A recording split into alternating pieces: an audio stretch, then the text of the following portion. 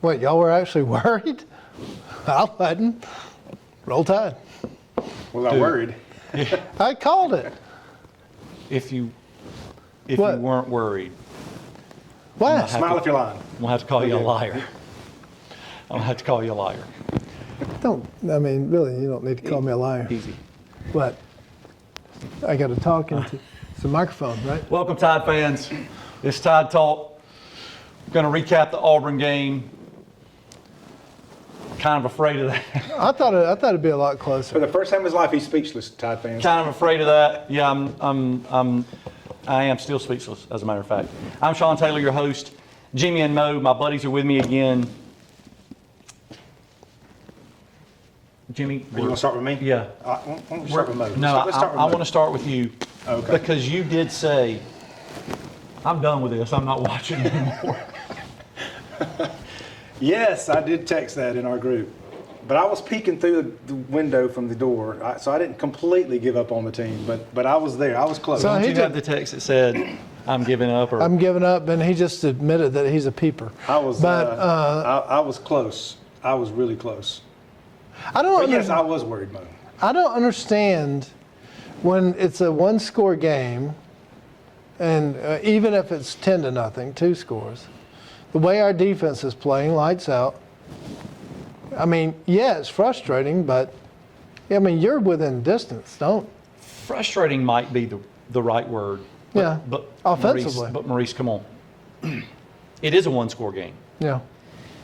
I don't think it was until the fourth quarter that we crossed the 50-yard line. I felt like I was watching Alabama LSU in the national championship game when we won 21-0, and LSU never crossed the 50. That's what it felt like. Right. And I kept saying to my family, watching the game, I kept saying, we got to do it this series. They can't hold. We're too good offensively. It's got to be here. And for whatever reason, we didn't get it. I get it. There was a lot of arguing at my house too, which is weird because I was by myself. But it's sad but true in both counts. But the one thing that stood out to me, I say defense, we shut down the running attack, and we've, as you've noted over the past few weeks, and every week it gets better as far as our rushing defense. Reminds me some of the old defenses. You shut down the run, you got a chance. Nothing against TJ Finley, because I thought the young man played an incredible game on the last part of it on a bad ankle. Yeah. He played his guts out, and hats off to you. But I don't think that kid was going to be able to beat our defense throwing. So I felt good. Now, was I getting irritated at one side of our offensive line that I don't know what happened. That we continue to run to. Right. And then not being able to run. And then a lot of times, I know the frustration for a lot of people was play calling in the same blitzes that we saw from A&M, LSU, and we'll more than likely we'll probably see a little bit more of a complex blitz package this weekend. I don't disagree. I felt confident that we would not allow them to score again. Right. I felt confident about that. I started getting more concerned when we just struggled so bad offensively, whether that was running the football or the protection, throwing the football, or dropped passes. And let me just go ahead and say this so I don't forget. The one catch, 4th and 7 in the last drive. We haven't thrown to 19 the entire last 2 weeks. Right. Billingsley, and I'll be honest, if I don't even know if we're going to watch it, but if we were to watch it, It's my last. the way that he called it concerned me. We completed it and we got the first down, and it was absolutely necessary. But it was just so nonchalant. I mean, he just, he cradled it. He didn't catch it with his hands and tuck it. And then the way he went out of bounds. I mean, if we were to watch that play over again, it scared me that we were throwing him the ball 4th and 7. Actually, I thought when we started that series, and I didn't mean that play. I thought it was going to be the touchdown. I said Billingsley's he's going to make the play. And I kept saying throughout the game, we got to go to the tight end. When Jamison Williams went out of the game, I just knew we were going to utilize, and I'm not necessarily saying the tight end position, but the matchup with Billingsley, because he is a matchup issue. Sure. However you put him and set him up, I figured he'd be a matchup issue, and we never did until that one play. And it was. Have we seen a 2 tight end set like with spread? And we're not even talking about some bunch formation. I mean, why don't have them both in there at the same time? Yeah, man. And so look, we matchup problems. In this we could question a lot of things, but let's don't spend the time, because I said the same thing, Jimmy. I'm sitting there, 85, who generally does a really good job, struggled against Auburn. He just struggled. Is that what you call it? I'm saying that because this is PG-13. Right. But he struggled. I mean, we saw George, the freshman right tackle. He struggled early, and I just knew we were going to get him. I knew we were going to get him out, and we did at halftime. We replaced him with Chris Owens, who ended up doing a decent job. And I don't know if did y'all even notice? I didn't even notice until late that we replaced Dalcourt with, a young, I don't even know the guy's name, that was a center and did a really good job. I did not. I was number 51. I was probably outside grilling. Number 51, we replaced Dalcourt. Again, so my point is, we could question a lot of things, play calling and that sort of thing. Bottom line, man, we found a way to win Again. in a very hostile environment. Can I gloat for a second? You can. Somebody last week on this show, excuse me, said Alabama would cover, it would be close, and we didn't need to bring our A game. I think we probably brought our C- game, because you lose your 2 best offensive players. Half your offensive line stinks. And thankfully your defense played lights out. As one of my highlights will be the touchdown that they made. I put that on the play call itself defensively. Yeah. So agreed. As much as we've talked about that defense this year, I'm fine. They've had a couple of 3 games that basically have won the game for us. Go back to LSU. They did it twice. Yeah. Deep in our own territory. So, yeah. So again, I mean, this team Right. gelling at the right time, doing enough to win at the right time. Yes. Absolutely. I told y'all last week after Arkansas, I said I really like the way this team looks. I agree. You did say that. I know you didn't like the way the offense looked against Auburn. No. You can't be in your right mind and say that. I'd kick you off the show if you did. No, and part of the highlights is the offensive line. One of them was a 3rd and 1, and we did it again on a 4th and 1. Not only could we not get a yard, we lost Yardage. a yard. So And that's troubling. But SEC win on the road. Man, kudos to Auburn. Played a really good defensive football game. I think our defense had a lot to do with the way they played offensively. Agreed. I think that we dictated that. That's what I mean. And I know y'all are probably on some of these other Alabama chat groups and everything. It's like, what is everybody so bent out of shape about? It's like this team is really starting to play it now. Yeah, last week, but like you said, you're on the road. It's a very loud place. I haven't been to an Auburn-Alabama game since the first one, and I hated it. 89, we lost, but it's, say hostile. I'm trying to think of a better word that I could use, but outside of profanity.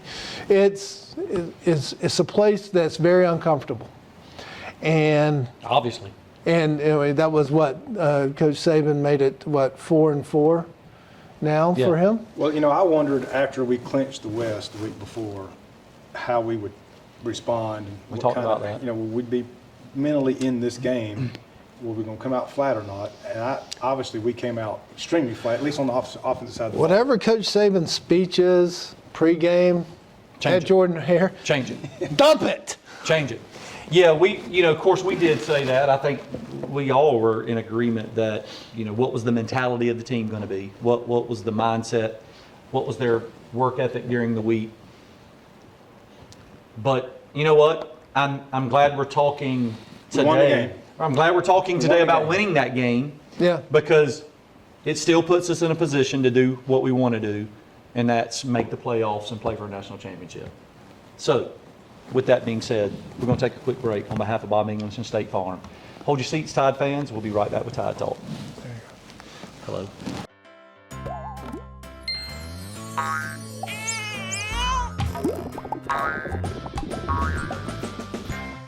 Enjoy the good times a little more with the right plan. As your State Farm agent, I am here to help you protect your dreams and loved ones with life insurance. With over 60 years combined State Farm experience, call me or any of my team to find out which options are best for you. Another way we're here to help life go right. All right, welcome back, Tide fans. We're going to jump right into some review of some plays. I know, Maurice, you got several that you want to break down. Yep. And so let's go ahead and jump right into that because there were some critical plays. There a lot, were. actually.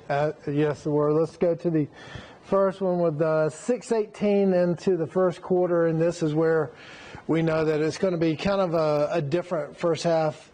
And what bothers me here, this is Bryce getting sacked. A simple outside blitz. Our guard and tackle on the right side during the play missed the assignment and allowed number 99 just to basically go free, and he cleans up very easily. Yeah, George let him go. A little lack of effort, in my opinion. I don't know, if you watch that over and over again, I don't necessarily know that the setup, the blocking scheme was bad. It was the execution of the blocking scheme. Look. If you, Chris, run that, watch 74 right here. He gets to his guy, and he engages with him, and then he just stops. But he lets go, and he looks right inside. there, and then he lets him go. I don't know what he's looking for because he looked inside, and that was already picked up, and he had contact with 99. He just let him thought go. he had some outside help somewhere because you saw he looked and turned like. Listen, 85 passes off 99 to George, Right. and then picks up the outside guy, which is exactly how you're supposed to do it. We just don't execute. George lets him go. 85 picks up his block. That's what I'm saying. He releases the guy 99 to the inside to George. Right. George makes contact right here, but he doesn't hold his block. Guard and tackle are free, and they're not blocking anybody while Bryce Young is. So breakdown, period. It wasn't I don't think it was a blocking scheme. I think it was just not executed. Agreed, and I don't know what was communicated during the sideline. Everything else was blocked really well. But hey, it only takes one, and we see that right here. Exactly. And listen, we'll talk about it, I know, the next segment. I mean, George is going to bring 4. They ain't going to do a lot of blitzing. That's what I was going to say to you. They're going to bring 4 and plan to beat us. Well, one of them counts as 3. Yeah, exactly. So let's go on to the next one. All right, 4:26 to go in the first quarter, and this is troubling here. Again to the right side, which you alluded to earlier. 3rd and 1, trying to get the first down, and completely get whipped at the line of scrimmage. We go backwards. Everybody went backwards, not Yes. one person. And I believe this is where we start realizing that Dalcourt is hurt. If you watch the center, 71, he can't push, he can't get any drive, and he's whipped immediately. Well, he got the nose guard, or whatever you want to call him this week. Zero technique. Yeah, he gets lower than he does, and he's done. Especially, I don't know the status of him since he got hurt. What his ankle or knee And which is what they discussed at halftime. Saban went to him and said, "Look, if you can't do your job, we need to know." Yep. And I mean, it was at this point, I know it was still in the first quarter, you could tell they were wanting it a whole lot more than we were. Well, that's where this is where I think all of us are going. And it's everybody knows this about football. If you're not winning the line, yeah, you're.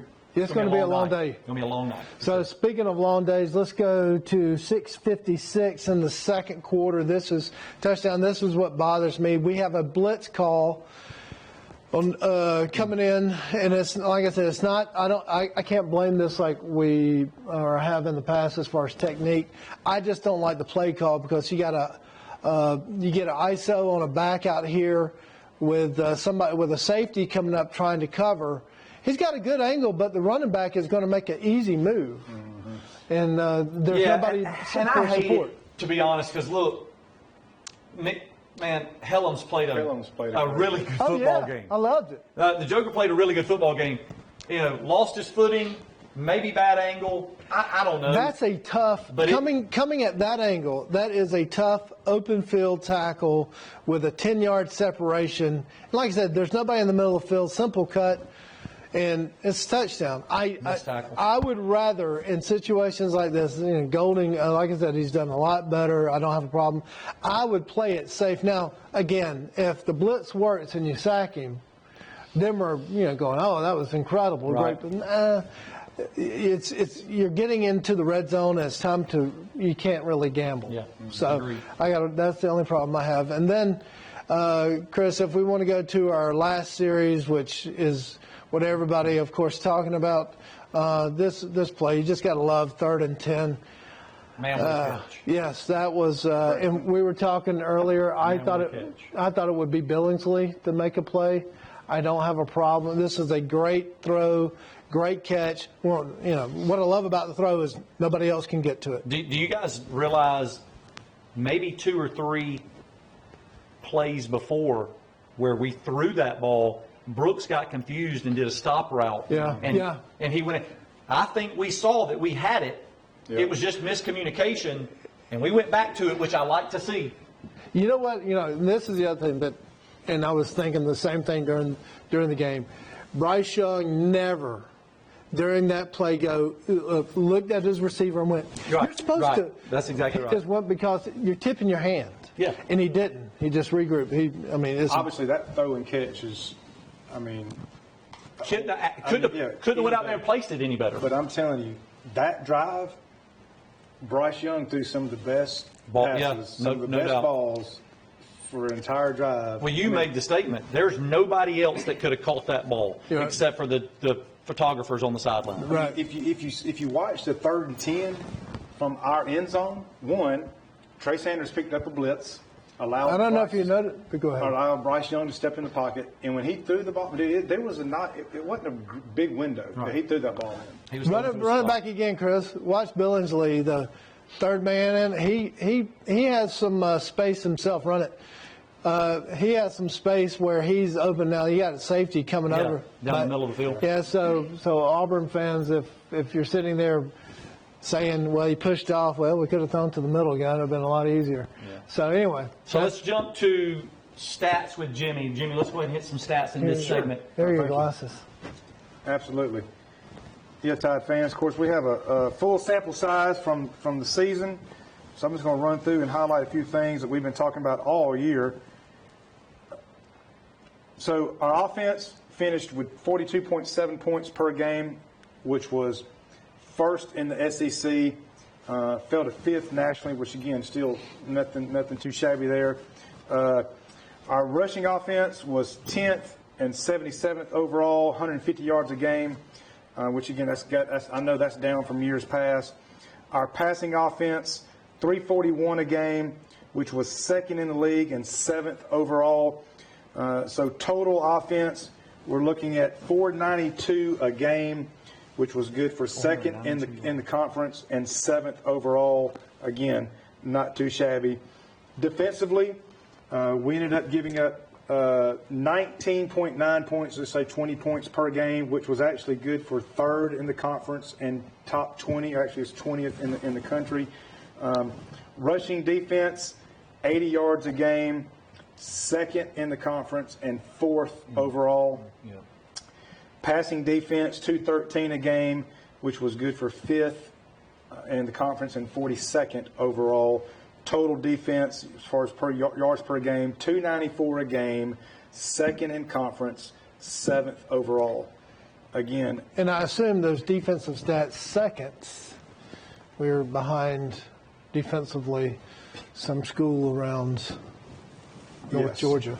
And we hope to get into that in the last segment. So a couple of things I want to jump away from the team real quick and just kind of post some individual stuff out there. Again, we've been talking about our young quarterback all year long. He finished regular season. Now, again, we still got, I know, at least 2 games, maybe 3 games left. Hopefully 3 games left. He threw for 3,901 yards, 40 touchdowns, 4 interceptions, and he completed 68.9% of his passes. Now, he'd been at that 70% mark, and he actually had a chance at one point to maybe break that record for us. But 40 touchdowns and 4 interceptions. And one of those was Not too bad. Right. past weekend. He ranked 2nd nationally in passing touchdowns. He was 5th in passer rating at 176.97, 6th in passing yards, 8th in yards per attempt. Again, not too shabby. Did you see the stat that prior to that interception, he had thrown 277 passes, I believe, without an Right. interception? Well, It's pretty impressive. It is. I mean, throwing the ball, putting it in the air 277 times. So we mentioned James Williams being out of the game. So our second guy stepped up. And, man, he has played phenomenal the last month of the season. And with the game he had on Saturday, we, for the first time now, this is We're what, talking about John Mechie, by the I was way. about to you were say. talking about John Mechie, excuse me. Of course, it's the second time we've had 2 receivers go for 1,000 yards. But let me see where I'm at. We had so for the first time ever, we had a 3,000-yard passer, a 1,000-yard rusher, and 2 1,000-yard receivers. And you want to get rid of Bill O'Brien. I didn't say that. Okay. There's people that do. But Brian Robinson. Well, I thought I was talking Brian Robinson figuratively. got hurt late in that game. He ended up with over 1,000 yards rushing, 14 touchdowns on 207 carries. Kudos to him. And this real quick, I can't let it go to break without giving a little shout out to our man, Mr. Anderson. He recorded another sack and multiple tackles for loss. For the season, it gives him 14.5 sacks, 29.5 tackles for loss. Leads the nation in both categories. And he's now second for the most tackles for loss in a single season in UA history. Only Behind. Derek Derek Thomas is 39. But anyway, so just a little shout out to a few of our players. And there we go. Yeah, I can't say enough about Will Anderson, sophomore, coming back again. I'm interested to see how he does this coming weekend against. the number one And team in the country. he's from Georgia. He said that as a kid growing up, he loved Wanted to Georgia. play for Georgia. Yeah. So we're about to get into that in the next segment. So let's take a quick break on behalf of Bob English and State Farm. Hold your seats, Tide fans. We'll be right back with Tide Talk. Hey, Bob. Hey, Bob. In life, some things just go together, like a burger and fries, and home and auto insurance from State Farm. So make it a combo. Combining your home and auto insurance could save you time and money. And who doesn't like that? Just call me, Bob English, or any of my experienced hometown team and find out how you could start saving today. It's just another way.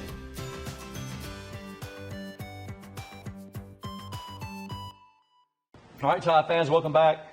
SEC Championship game. You like the new jacket? Jimmy's new He jacket. actually did. Of course, if you noticed, I had it on last week, Tide fans. Oh, we know it hadn't hit the dryer. It's got the crease. Who wants to tell me What?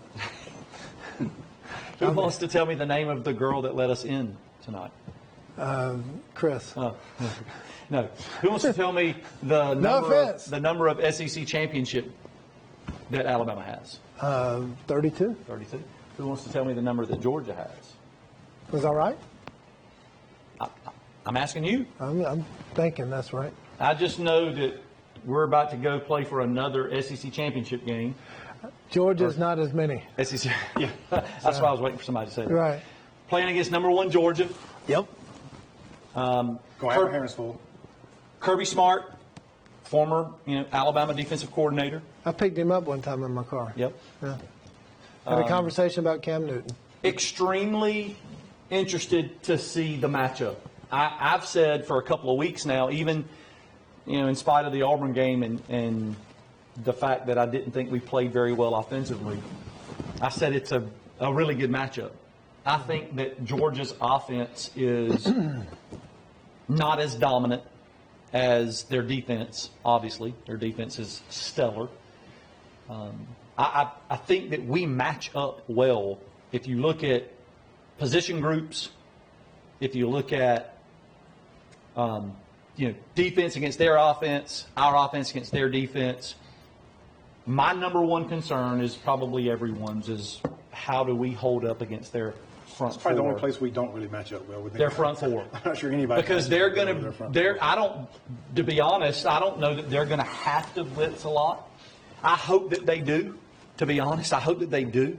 Mm-hmm. I think, especially having Jamison Williams back, and we can get rid of the ball quick and get those guys out in space, I think it gives us a great opportunity.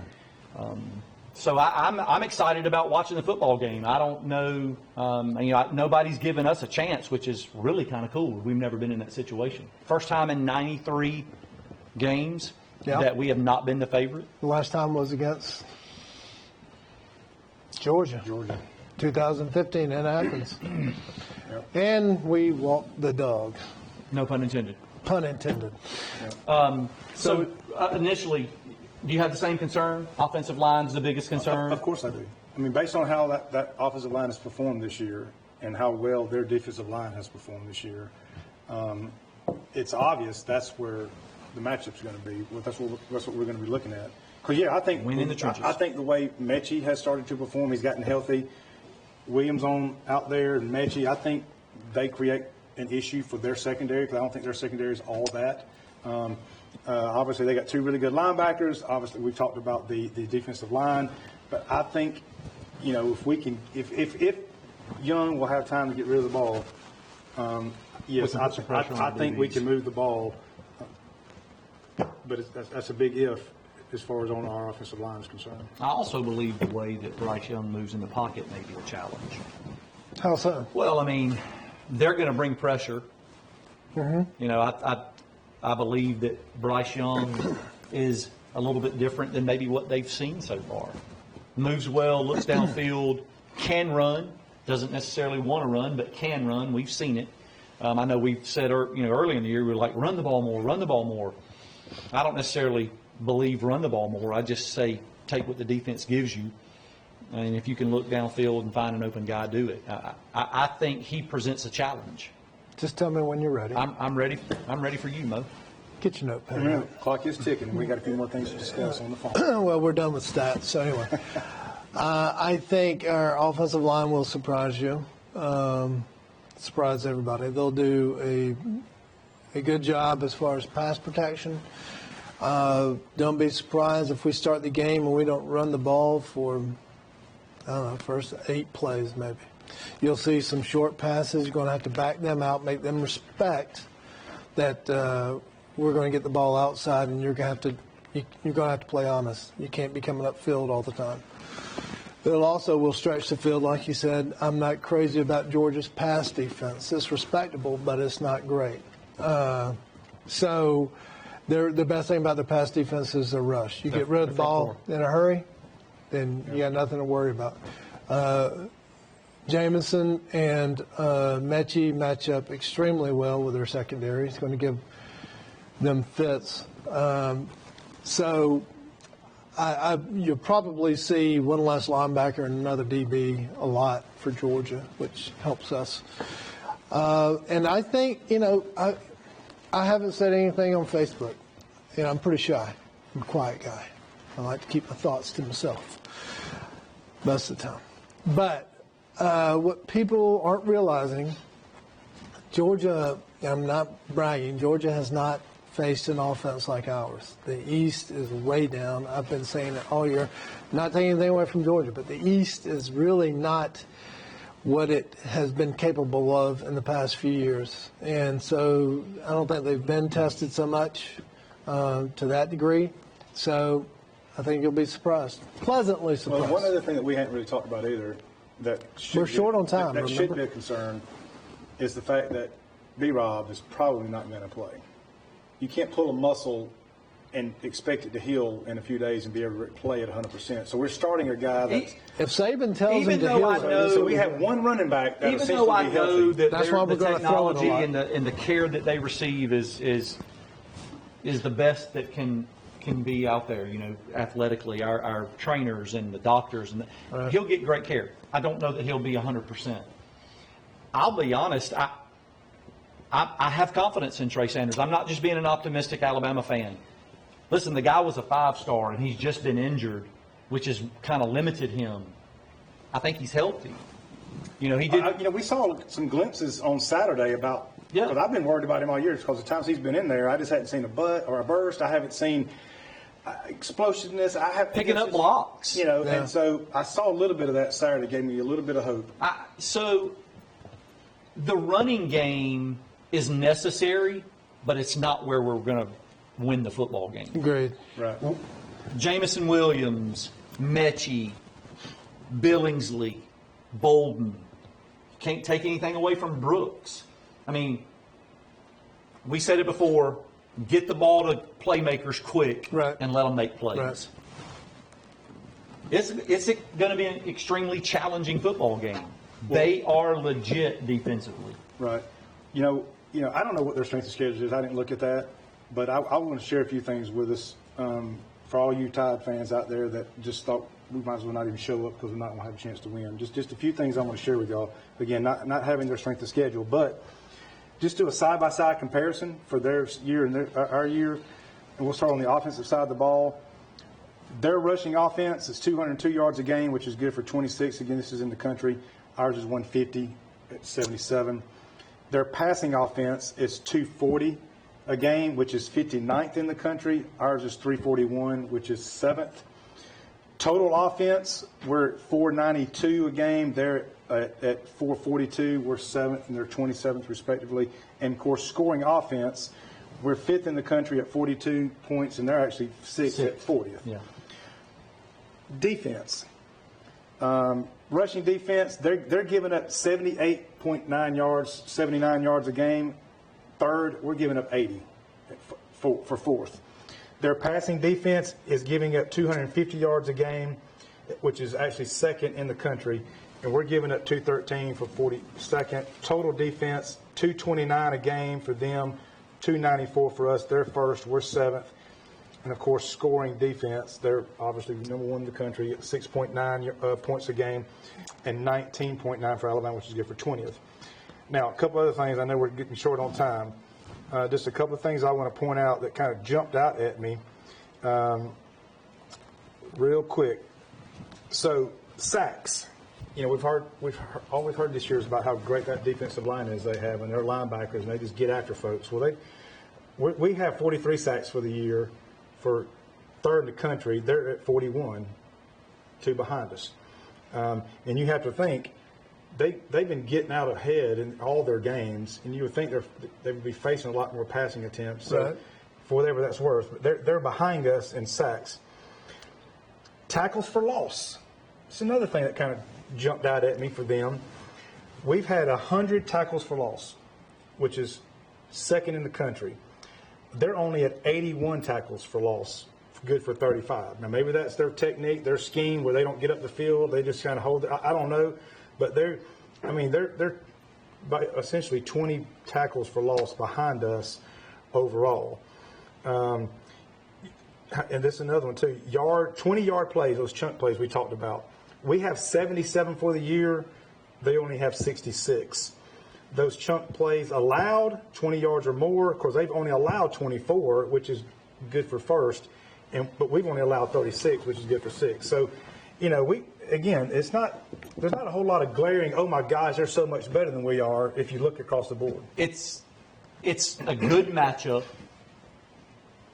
Take all those stats into consideration. It's a good matchup. A lot of other things come into play. I mean, at the end of the day, the mystique of they have not beat us, it's got to be in the coaches' heads. Sure. Some of the players' heads. I believe they're extremely confident. They're undefeated. Do you think? They're undefeated. They're playing extremely well. Fine. I'll be interested to see how Stetson Bennett does with a little bit of pressure. I'll be interested to see if we can get pressure on them and cause him to. I'll be more interested in see how JT Daniels plays because he's going to end up playing. You see where I'm going with that? I agree with that. Dang right, I agree with that. So Another thing, Saban, even though we haven't But been you really underdogs, came out of your shell. In we the haven't second. we haven't been underdogs very often under Saban, but when we are, we more often than not win those games that we're underdogs. Line is 6.5. Smart money in Vegas is going to load up on Bama just because of that statistic. I don't care. In betting worlds, it doesn't matter about who's better or whatever. It's like, oh, there's a trend. Saban's getting points. Give me 1,000. I'm looking forward to seeing the game. I'd like to see us show up and play 60 minutes of good football, and I'll take our chances. I'm from Georgia, Listen, so yes, I would. Georgia's a good football team. We're going to have to play our best football game, without a doubt. If we're going to win, I think we're going to have to play our best football game. Well, we left the C game in Auburn, so let's bring So it. we'll see come Saturday at 4 p.m. You want to make a prediction? Yep, I'm going to say Bama 31, Georgia 24. Wow. The key, again, is the big Don't be elephant in the scared. room. Come on. The big elephant in the room is our offensive line against our defensive front. And if we can keep them off of Bryce Young in this game, we will win without a doubt. We're not going to score 31 points, I don't think. I'm not going to go that far, but because we have to keep it a low-scoring game. So Tide's going to win this game. Why do we want to keep it a low-scoring game? 24-16. We want to keep them from scoring. We want to keep scoring. So we'll score 31. Your All-American kicker is going to help us. I'm saying it's going to be a very low-scoring game. All right. I think it's going to be very close. 2017, 17-14, Bama wins. It's going to be I think it's going to be a really good football game. I do not believe that it will be a high-scoring football game. So you think 31 points is a lot? Yes. All right. See y'all next Monday, Tuesday, whatever. You know what?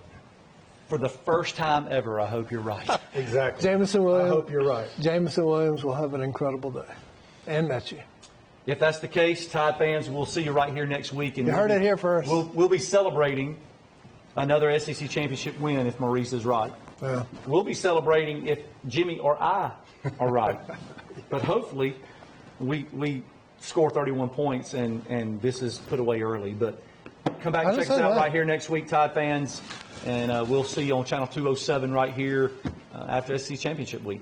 Roll Tide. Roll Tide.